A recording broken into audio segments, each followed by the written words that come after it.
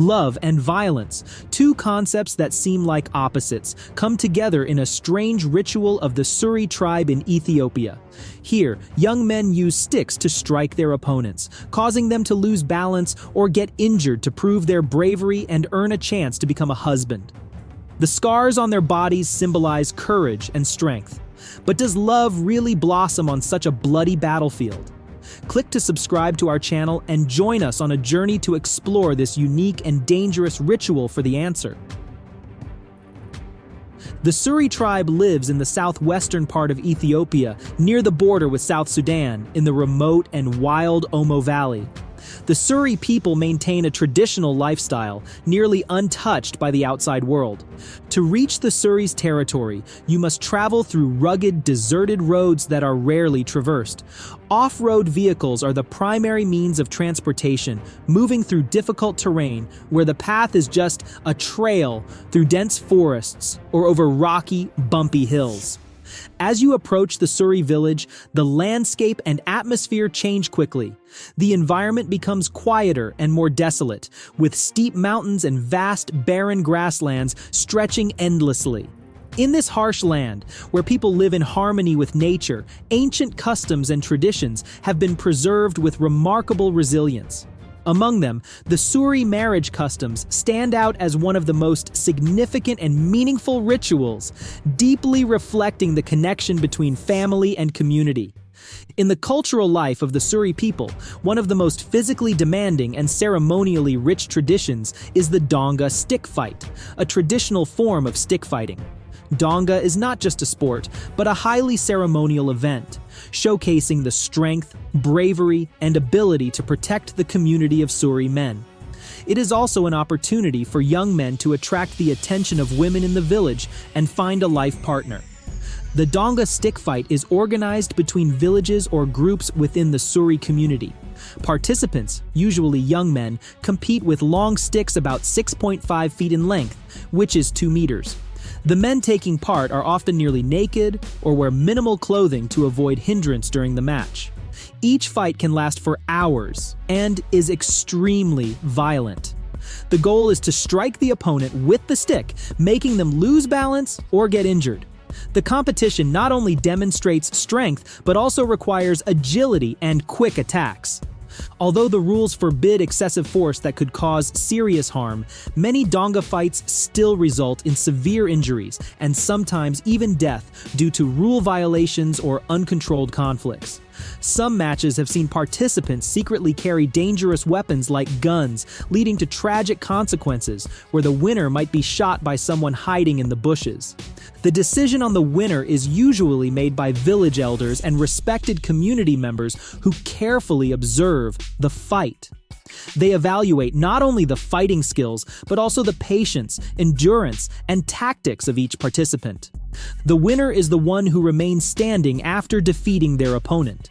While it is not officially a fight to the death, bruises, broken bones, and even fractures are inevitable. The physical consequences can be severe, but the emotional toll on the losers can be equally devastating, as they not only lose the chance to marry, but also face humiliation in front of the community.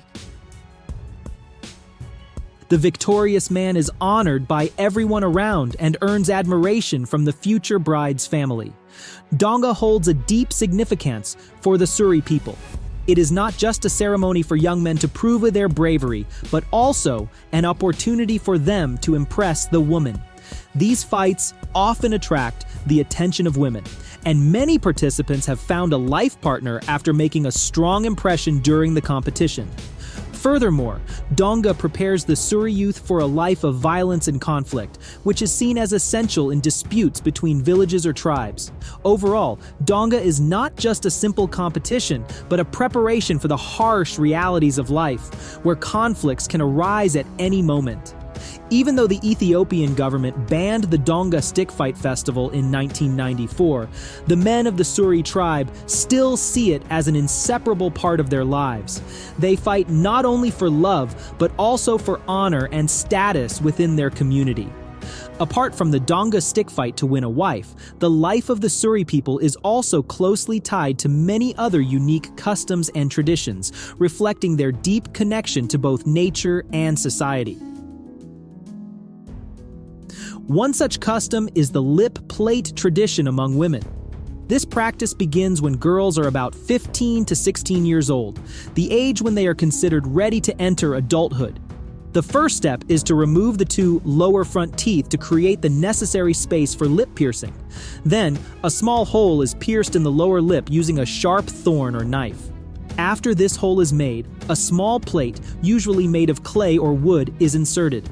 This marks the beginning of the lip stretching process, which takes several months or even years. The size of the lip plate gradually increases, with each new plate being larger than the previous one.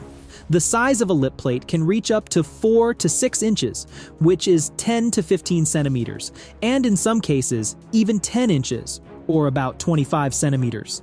To prevent infection, the lip is usually treated with a plant resin or clay-based ointment to aid healing. After the lip has stretched sufficiently, the official lip plate is inserted. Women who have completed this custom typically wear the lip plate during special occasions, such as weddings or significant rituals. For the Suri people, the lip plate is not just an accessory for beauty, but also a symbol of social status and strength. The larger the lip plate, the more valuable the girl is considered in the eyes of society. In weddings, the number of cattle the groom's family must pay to the bride's family often depends on the size of the bride's lip plate.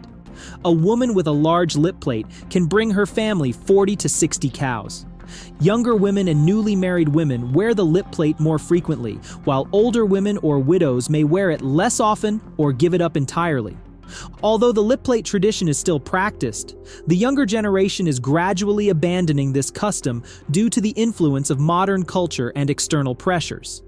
The Ethiopian government and many international organizations have made efforts to reduce this practice, believing it may harm women's health. However, for many Suri people, the lip plate remains a source of pride and a symbol of their distinct cultural identity.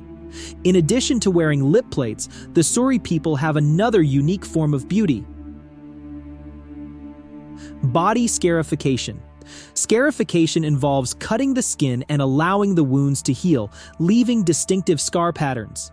This is a common practice for both men and women, though the reasons and forms differ between genders. For Suri women, scars are usually created after they enter puberty as a sign of maturity. The scars form floral patterns on the chest, abdomen, and sometimes the back, serving as a form of beauty and an indication of the woman's readiness for marriage. For men, scars represent warriorhood and strength. These scars are created after winning a Donga stick fight or after killing an enemy during inter-village conflicts. Each scar is a testament to bravery and a way to affirm one's status within the community. In a world that is becoming increasingly modernized and constantly changing, the Suri tribe remains steadfast in preserving their valuable traditions. This is not just about protecting cultural identity, but also a reminder of the unbreakable connection between people and nature. If you find stories about tribes and strange customs around the world intriguing, do not forget to subscribe to our channel to avoid missing exciting videos. Feel free to leave a comment below to share your thoughts on this unique ritual.